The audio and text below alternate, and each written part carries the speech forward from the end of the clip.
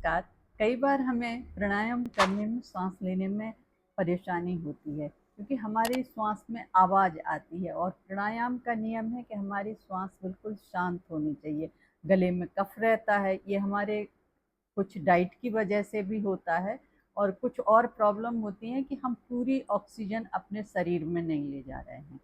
तो हम अपने लंग्स को ओपन करें और अपने हार्ट को भी ओपन करें। उसके लिए कुछ छोटी सी एक्सरसाइज हैं।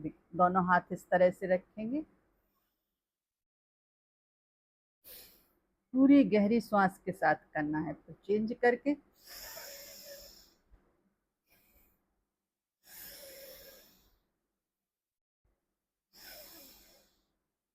इसे कम से कम 10 बार और अधिक से अधिक 20 बार कर सकते हैं हम।